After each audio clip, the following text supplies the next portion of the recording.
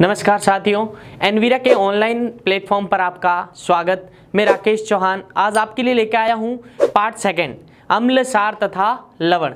इससे पहले वाले पार्ट में हमने पढ़ा अम्ल का सामान्य परिचय, अम्ल क्या होता है तथा दैनिक जीवन में अम्लों के उपयोग। आज हम पढ़ेंगे अम्लों के प्रकार। अम्ल दो प्रकार से होते हैं मुख्यतः, एक होता है प्रबल अम्ल तथा दुर्बल अम्ल। पहला हम पढ़ेंगे प्रबल अम्ल यानी स्ट्रॉन्ग एसिड। तो हमने लास्ट क्लास में ये पढ़ा अम्ल जो जलीय विलयन में कौन सा आयन देते हैं, H+ आयन, या जिसे बोला जाता है हाइड्रोजन आयन। कौन सा आयन? Hydrogen ion. यानी प्रबल अम्ल स्ट्रॉन्ग एसिड कौन सा होगा? जो जलीय विलयन में, जो जलीय विलयन में पूर्णता, जो जलीय विलयन में पूर्णता H+ आयन देते हैं, आयन देते हैं। केवल इतना सा कथन याद रखना है, जो जलीय विलयन में पूरी तरीके से क्या हो जाते हैं, अपघटित होकर या आयनित हो जाते हैं, उन्हें आप क्या कहोगे? प्रबल अम्ल। यानी दूसरी बात यह है इसके बारे में, ये H+ आयनों की संख्या अधिक होती है। जब पूरी तरह से आयनीकृत होगा तो H+ आयनों की संख्या क्या हो जाएगी? अधिक हो जाएगी। अब एग्जाम में पूछा जाता है निम्न में से कौन सा सबसे प्रबल अम्ल है और कौन सा सबसे दुर्बल अम्ल है। तो एग्जाम्पल आपको याद करने पड़ेंगे। 3 एग्जाम्पल लिख रहा हूं मैं। पहला है HCl, दूसरा मैं लिख रहा हूं HNO3 और तीसरा मैं लिख रहा हूं H2SO4। हम आगे बढ़ेंगे। प्रत्येक अम्ल का उपयोग कहाँ किया जाता है? पहला है HCl, दूसरा HNO3, तीसरा H2SO4। पहले तो आपको पता होना चाहिए इनके नाम क्या क्या है। यानी HCl को आप क्या बोलोगे? HCl को बोला जाता है हाइड्रोक्लोरिक अम्ल, हाइड्रोक्लोरिक अम्ल। क्या कहा जाता है साथियों? हाइड्रोक्लोरिक अम्ल। और दूसरा जो HNO3 है, इसे बोला जाता है नाइट्रिक अम्ल। क्या कहा जाता है? नाइट्रिक अम्ल। और जो ये तीसरा है, इसे कहा जाता है सल्फ्यूरिक अम्ल। क्या कहा जाता है? सल्फ्यूरिक अम्ल। यानी हाइड्रोक्लोरिक अम्ल, नाइट्रिक अम्ल, सल्फ्यूरिक अम्ल, ये मुख्यतः उदाहरण है किनके? प्रबल अम्ल के। किनके? प्रबल अम्ल के। अगर इन तीनों में से ऑप्शन में दे दिया जाए और एक साथ में और दे दिया जाए और पूछा जाए इन चारों में से सबसे प्रबल अम्ल कौन सा है, या पूछा जा सकता है जलीय विलयन में पूर्णतः आयनीकृत कौन होगा, या H+ आयनों की संख्या सबसे ज्यादा किसमें होगी, तो ध्यान देना सबसे प्रबल अम्ल। इसी के साथ आपको यह क्रम याद करना। तो ये किसका क्रम है साथियों? साथ ही साथ याद करना है आपको प्रबलता का क्रम। किसका? प्रबलता। यानी यहां से स्पष्ट हो रहा है हाइड्रोक्लोरिक अम्ल है जो सबसे स्ट्रॉन्ग एसिड है। क्या है? सबसे स्ट्रॉन्ग। और फिर है HNO3 और फिर देखा जाए H2SO4। तो इस प्रकार हमने पढ़ा प्रबल अम्ल। अब हम पढ़ेंगे दूसरा दुर्बल अम्ल। क्या पढ़ेंगे? दुर्बल अम्ल। जिस प्रकार हमने पढ़ा प्रबल अम्ल जो जलीय विलयन में पूरी तरीके से क्या हो जाते हैं? आयनीकृत, या H+ आयन क्या देते हैं? अधिक मात्रा में। और अब हम यहां पढ़ेंगे दुर्बल अम्ल जो जलीय विलयन में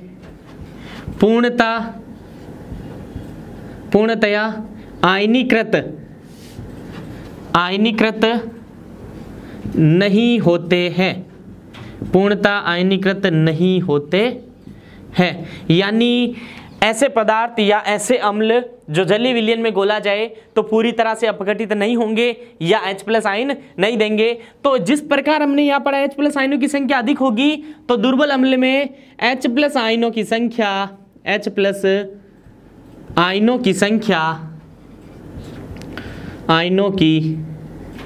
संख्या कम होगी। क्या होगी?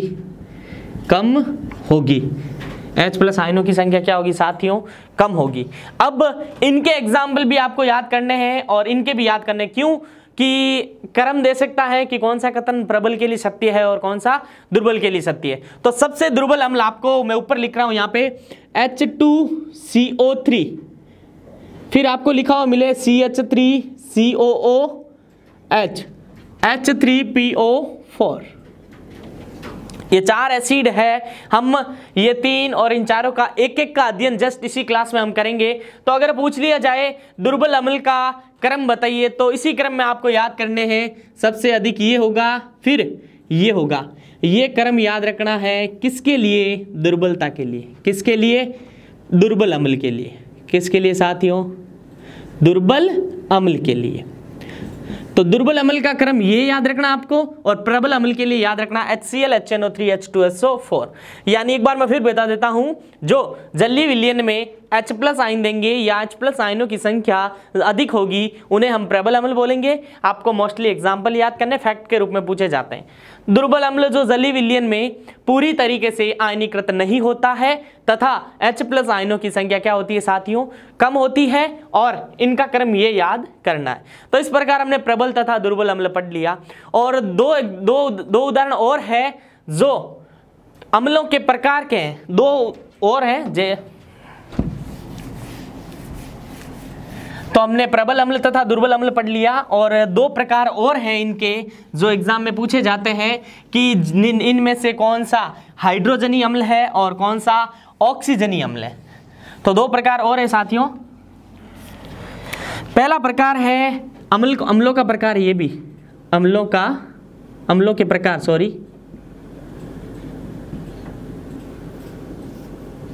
पहला है हाइड्रोजनी। इंपॉर्टेंट लगा लेना, हाइड्रोजनी। RS प्री में पूछा गया क्वेश्चन यहां से, हाइड्रोजनी अम्ल। नाम से पता चल रहा है आपको कुछ। हाइड्रोजन यानी हाइड्रोजन का अर्थ अगर पूछा जाए एक अधातु है। क्या है? एक हाइड्रोजन अधातु। हाइड्रोजन यानी हाइड्रोजन को जन्म देने वाली, यानी जल को जन्म देने वाली। किसी ऑक्सीजन के साथ अगर हाइड्रोजन जोड़ दिया जाए तो क्या किसका निर्माण होता है साथियों? जल का निर्माण। ये हम आगे बढ़ेंगे धातु तथा अधातु में। तो हाइड्रोजनी अम्ल यानी ऐसे अम्ल, ध्यान देना साथियों, ऐसे अम्ल जिनमें केवल क्या उपस्थित हो? हाइड्रोजन उपस्थित होना चाहिए, ऑक्सीजन नहीं होना चाहिए। हाइड्रोजन के अलावा कोई हो सकते हैं, लेकिन हाइड्रोजन होना जरूरी है। यानी ऐसे अम्ल जिनमें हाइड्रोजन उपस्थित होना, हाइड्रोजन उपस्थित होना अनिवार्य है, यानी हाइड्रोजन तो होना ही चाहिए। उसे आप क्या बोलोगे? हाइड्रोजनी अम्ल। यानी हाइड्रोजन के अलावा और कोई भी हो सकते हैं, लेकिन ऑक्सीजन नहीं होना चाहिए। क्या नहीं होना चाहिए? ऑक्सीजन नहीं होना चाहिए। उदाहरण दे रहा हूं मैं, जैसे HCl, कौन सा हो गया? HCl, HBr, क्या हो गया? HBr, क्या हो गया? HCN, क्या हो गया? HCN। अगर इनमें देखा जाए तो इनमें क्या उपस्थित है? हाइड्रोजन। क्या उपस्थित है? हाइड्रोजन। क्या उपस्थित है? हाइड्रोजन। इनका नाम हो जाएगा हाइड्रोक्लोरिक। क्या हो जाएगा? हाइड्रोक्लोरिक। और इनका हाइड्रोक्लोरिक अम्ल, और इनका हो जाएगा हाइड्रोजन ब्रोमाइड। क्या हो जाएगा? Hydrogen bromide. हाइड्रोजन पीछे क्या लगाना? ब्रोमाइड। और इनका क्या हो जाएगा? Hydrogen cyanide. क्या हो जाएगा? Hydrogen cyanide. तो ऐसे अम्ल जिनमें केवल क्या उपस्थित हो? हाइड्रोजन उपस्थित हो, उन्हें क्या कहेंगे? हाइड्रोक्लोरिक अम्ल कहेंगे। और जिनमें हाइड्रोजन ब्रोमाइड हो उन्हें भी क्या कहेंगे? हाइड्रोजनी। और जिनमें हाइड्रोजन साइनाइड यानी इसमें भी क्या उपस्थित है? हाइड्रोजन उपस्थित है, तो इन्हें भी क्या कहेंगे? हाइड्रोजनी अम्ल। हाइड्रोजन अम्ल, हाइड्रोजन साइनाइड और हाइड्रोजन ब्रोमाइड, यानी हाइड्रोजन ब्रोमाइड, हाइड्रोक्लोरिक अम्ल और हाइड्रोजन साइनाइड, ये सभी अम्ल किनके उदाहरण हैं? हाइड्रोजनी अम्ल के उदाहरण। क्यों? इनमें केवल क्या उपस्थित है? हाइड्रोजन उपस्थित होना चाहिए, और कुछ भी हो सकते हैं, लेकिन ऑक्सीजन नहीं होना चाहिए। यानी हाइड्रोजन का प्रेजेंटेशन होना जरूरी है। अगर साथ में ऑक्सीजन हो गया तो इसका उदाहरण नहीं होगा। तो आप नाम से पता कर लेना, हाइड्रोजनी यानी हाइड्रोजन होना चाहिए, वे अम्ल सभी क्या कहलाएंगे? हाइड्रोजनी अम्ल। यानी आपको 4 ऑप्शन देके पूछा जा सकता है निम्न में से कौन सा हाइड्रोजनी अम्ल नहीं है। हम आगे क्वेश्चन करेंगे इनके। तो एक अम्ल समझ में आ गया, हाइड्रोजनी अम्ल। दूसरा है ऑक्सी अम्ल। क्या है साथियों? ऑक्सी अम्ल। ऑक्सी अम्ल यानी यहां से नाम से पता चल रहा है ऑक्सी यानी क्या उपस्थित हो सकता है? ऑक्सीजन। नाम से हम गेस लगा सकते हैं कि यहां ऑक्सीजन होगा। तो यानी ऐसे अम्ल जिनमें ऑक्सीजन का होना जरूरी है लेकिन साथ में हाइड्रोजन भी होगा, यानी ऐसे अम्ल जिनमें हाइड्रोजन तथा ऑक्सीजन दोनों उपस्थित होंगे, वे क्या कहलाएंगे साथियों? ऑक्सी अम्ल। तो यहां लिख सकता हूं मैं हाइड्रोजन व ऑक्सीजन। हाइड्रोजन व ऑक्सीजन, हाइड्रोजन व ऑक्सीजन दोनों उपस्थित हो, दोनों उपस्थित हो तो उन्हें आप क्या कहोगे? ऑक्सी अम्ल। जैसे इनके उदाहरण है H2SO4, HNO3, H2CO3, CH3COOH। यानी आप इनमें चेक करके बताओ कि ये ऑक्सी अम्ल के उदाहरण है या नहीं। यानी यहां पे देखो साथियों हाइड्रोजन आ रहा है और साथ में ऑक्सीजन भी प्रेजेंट है, यानी हाइड्रोजन प्लस ऑक्सीजन दोनों उपस्थित है तो वे क्या कहलाएंगे? ऑक्सी अम्ल। और यहां देखा जाए hydrogen plus oxygen, hydrogen plus oxygen दोनों उपस्थित है तो क्या कहलाएंगे? ऑक्सी अम्ल। यहाँ पे हाइड्रोजन और ऑक्सीजन दोनों है, यहाँ पे भी दोनों है। तो इस प्रकार आप पता आसानी से कर पाओगे कि हाइड्रोजनी अम्ल कौन से है और ऑक्सी अम्ल कौन से है। यानी अगर आपको अब 4 एग्जांपल साथ में दे दिया जाए, जैसे आपको दे दिया जाए H2SO4 ऑप्शन ए और ऑप्शन बी में आपको दे दिया जाए HNO3 और ऑप्शन सी दे दिया जाए H3PO4 और ऑप्शन डी दे दिया जाए HCl और ऊपर पूछ लिया जाए निम्न में से कौन सा हाइड्रोजनी अम्ल का उदाहरण है। हाइड्रोजनी अम्ल हमने पढ़ा है कि जिनमें हाइड्रोजन उपस्थित होगा, ऑक्सीजन नहीं होगा। यहाँ चेक करेंगे हाइड्रोजन ऑक्सीजन दोनों है, ये नहीं होगा। यहाँ चेक करें हाइड्रोजन ऑक्सीजन दोनों है, नहीं होगा। हाइड्रोजन ऑक्सीजन दोनों है, नहीं होगा। लेकिन यहाँ पे साथियों केवल और केवल क्या है? हाइड्रोजन है। तो ये किसका उदाहरण हो जाएगा? हाइड्रोजनी का। यानी क्वेश्चन कैसे पूछा जाता है मैंने ये भी साथ ही साथ में बता दिया। अब हम पढ़ेंगे सभी अम्लों के उपयोग। जैसे HCl का उपयोग का किया जाता है, HCN का, HBr का, H2SO4 का। मैं स्टार्ट कर रहा हूं H2SO4 से।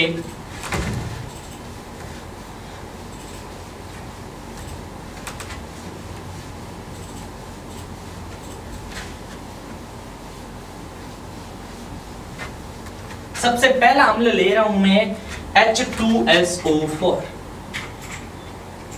अब आपको नाम याद करने पड़ेंगे। पहला अम्ल ले रहा हूं तो H2SO4 क्या कहते हैं इसे?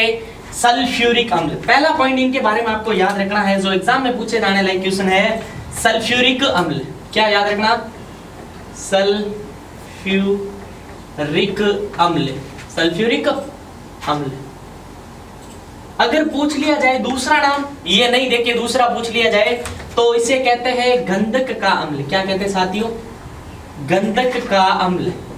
गंधक बोला जाता है सल्फर को। किसको बोला जाता है साथियों? सल्फर, यानी गंधक का अम्ल। पिछली बार राजस्थान पुलिस में पूछा गया, 4 ऑप्शन दे दिए गए और पूछा गया, परमाणु से पूछा गया, लेकिन वहां पे वर्ड यूज हुआ था गंधक।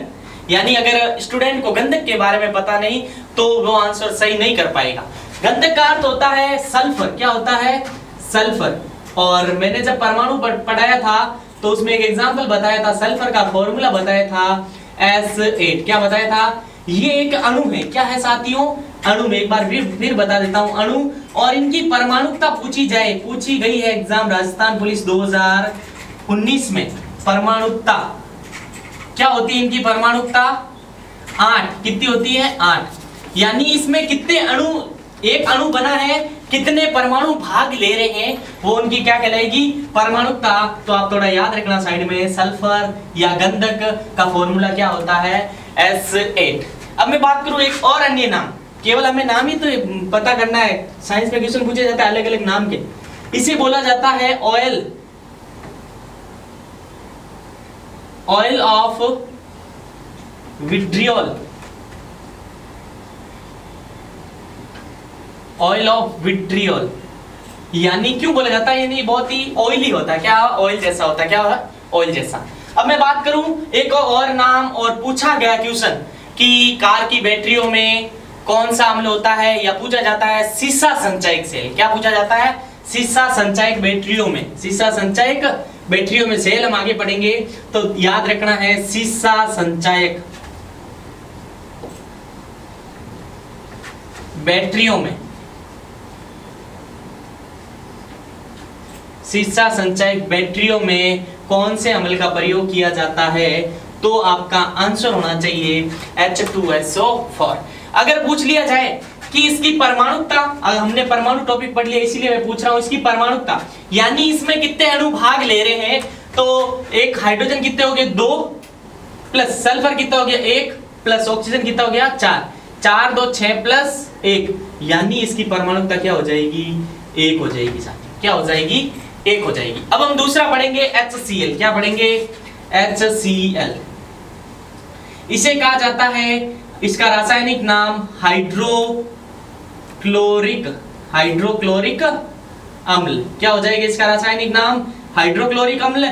इसे क्या कहा जाता है, हाइड्रोक्लोरिक अम्ल, और इसमें एक जल अपघटित होता है तो H+ और Cl-, और एक हमने पढ़ा था सबसे प्रबल अम्ल, ये याद रखना थोड़ा, सबसे प्रबल अम्ल। क्या होता है ये, सबसे प्रबल अम्ल। तो H2SO4 में एक बार फिर बता दो, सल्फ्यूरिक अम्ल कहा जाता है, गंधक का अम्ल कहा जाता है, ऑयल ऑफ विट्रियोल कहा जाता है, सीसा संचयक बैटरियों में काम लिया जाता है। HCl की बात करूं, हाइड्रोक्लोरिक अम्ल सबसे प्रबल, और एक उपयोग हो लिखना सफाई में, सफाई करने में।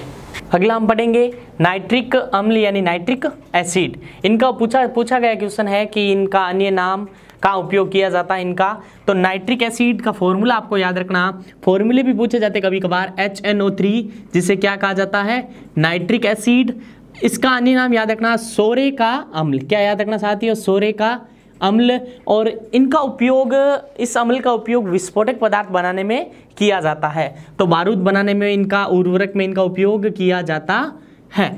आगे देर का है बेंजोइक अम्ल, यानी इनका उपयोग कहाँ किया जाता है साथियों, खाद्य पदार्थ का संरक्षण, यानी खाने वाली सामग्रियों को सुरक्षित करने के लिए अगर पूछ लिया जाए तो कौन सा एसिड उपयोग में लिया जाता है, बेंजोइक एसिड। ये पूछा गया क्वेश्चन है, बेंजोइक अम्ल खाद्य पदार्थों को सुरक्षित करने के लिए या खाद्य पदार्थों को संरक्षण या उनका बचाव के लिए कौन से अम्ल, तो आपका याद रखना है बेंजोइक अम्ल। आगे देर का है लैक्टिक अम्ल यानी लैक्टिक एसिड। ये इंपॉर्टेंट है, हमने पढ़ा था पिछली वाली क्लास में।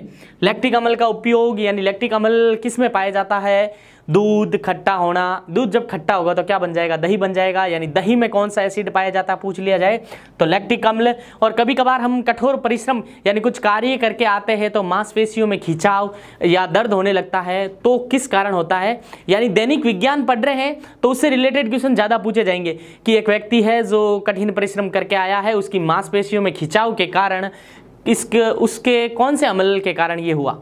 तो लंबे समय तक कठोर परिश्रम या श्रम के बाद मांसपेशियों में थकावट आना या दर्द होना, तो वहाँ पे कौन से अम्ल का जमाव हो जाता है, ये क्वेश्चन पूछा गया है।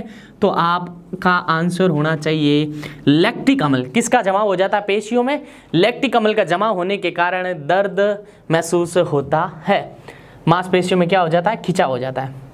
आपने मक्खन तो खाया होगा, तो साथ ही साथ आपको याद करना है कि उसमें कौन सा अम्ल पाया जाता है, ब्यूटायरिक एसिड। कौन सा अम्ल, ब्यूटायरिक एसिड। और अगर पूछ लिया जाए कोका कोला का खट्टा, यानी कोई भी आप कोल्ड ड्रिंक पीते हो उनमें खट्टा स्वाद किस एसिड के कारण आता है, ये तो आप जब कोका कोला पियोगे तो आपको टेस्ट आएगा खट्टा, तो उसी समय याद कर लेना फास्फोरिक अम्ल। कौन सा अम्ल है, फास्फोरिक अम्ल के कारण क्या इसका स्वाद खट्टा है। तो दोस्तों के बीच डिस्कस कर लेना कि कोका कोला का स्वाद खट्टा क्यों है, तो आपको वही याद हो जाएगा, फास्फोरिक अम्ल के कारण। यहाँ पे ये देर का चाय, चाय भी पीते हो आप, चाय में कौन सा अम्ल होता है याद रखना, टैनिक अम्ल। क्या होता है, टैनिक अम्ल, याद रखना चाय में टैनिक अम्ल। और ये लिखा हुआ यहाँ पे HCl तथा HNO3। राजस्थान पुलिस तथा पटवार में पूछा गया क्वेश्चन, आप पेपर उठा के देखना और कमेंट बॉक्स में बताना कि पूछा गया है या नहीं पूछा गया है, कि एक्वा रेजिया पूछा गया है, पूछा जाता है अम्ल राज, अम्ल राज। अम्ल राज से आप क्या समझते हैं, पटवारी में पूछा गया है, और इसे कहते हैं एक्वा रेजिया, एक्वा रेजिया, या कहते हैं इसे अंग्रेजी में कहते हैं रॉयल वाटर, रॉयल वाटर। अभी मैं बताता हूँ इसके बारे में। रॉयल वाटर, रॉयल वाटर यानी शाही पानी, अपनी लैंग्वेज में बोला जाए तो शाही पानी। अब नाम से ही पता चल रहा है कि केमिस्ट्री में एक तो शाही गैसें, अगर पूछ लिया जाए साथियों शाही गैसें, जब परमाणु बताया था तो वहाँ जाके आप देखना वापस शाही गैसें, तो मैंने वहाँ बताया था अक्रिय गैसों को बोला जाता है। किसको बोला जाता है, अक्रिय गैसें। शाही का अर्थ होता है रजवाड़ा, यानी अपना ही लुक होना, अपना ही अंदाज होना। तो अक्रिय गैसें ऐसी होती है रासायनिक विज्ञान में जिन्हें किसी अन्य परमाणु की आवश्यकता होती नहीं है, वो अकेली अस्तित्व में रह सकती हैं। जबकि हमने ये पढ़ा था कि परमाणु का स्वतंत्र अस्तित्व संभव है ही नहीं, वहाँ मैंने लिखवाया था अपवाद। क्या याद रखना, और अपवाद एग्जाम में पूछे जाते हैं, यानी अक्रिय गैसें जो किसी के साथ बंध का निर्माण नहीं करती। और बात है यहाँ पे अम्लराज या एक्वा रेजिया या शाही पानी की, यानी एक ऐसा मिश्रण होता है, दो अम्लों का मिश्रण होता है, वो याद रखना आपको। उसमें यूज होता है एक तो HCl, क्या यूज होता है, HCl, और साथ में यूज होता है HNO3। अब स्टूडेंट कंफ्यूजिंग हो जाता है किसका कितना अनुपात होता है, तो फॉर्मूले याद है आपको, अगर जिसके साथ 3 आए HNO3 में, किसके HNO3 में O के साथ क्या है 3 आया, तो उसके साथ 3 नहीं लेने, दूसरे को दे देने, 3 यहाँ हो जाएंगे। और इसके साथ 1 है तो 1 इसको दे दो, तो 3:1। क्या याद रखना साथियों, 3:1। जब 3 तो क्या होंगे याद रखना, 3 होंगे 3 हाइड्रोक्लोरिक अम्ल, 3 क्या होंगे, हाइड्रोक्लोरिक अम्ल। 3 तो हो जाएंगे यहाँ पर हाइड्रोक्लोरिक अम्ल, और एक क्या हो जाएगा, एक हो जाएगा नाइट्रिक अम्ल, एक क्या हो जाएगा, नाइट्रिक अम्ल। यानी जब 3 में हाइड्रोक्लोरिक अम्ल और 1 में नाइट्रिक अम्ल, और इनका भी सांद्र मिश्रण याद रखना, दोनों का क्या होगा, सांद्रण। जब 3 हाइड्रोक्लोरिक, 3 में मिलाना हाइड्रोक्लोरिक और 1 में मिलाना नाइट्रिक अम्ल, यानी सीधा ऐसे याद रखना है 3HCl प्लस HNO3। यही मिश्रण क्या कहलाता है, एक्वा रेजिया या अम्लराज। अब मैं बात करूं ये अम्लराज क्यों कहलाता है, यानी इस मिश्रण में इतनी ताकत होती है, सोना चांदी प्लेटिनम जैसी धातु है। 3 याद रखना मुख्य रूप से, सोना यानी Au होता है प्रतीक, चांदी यानी Ag, और प्लेटिनम यानी Pt।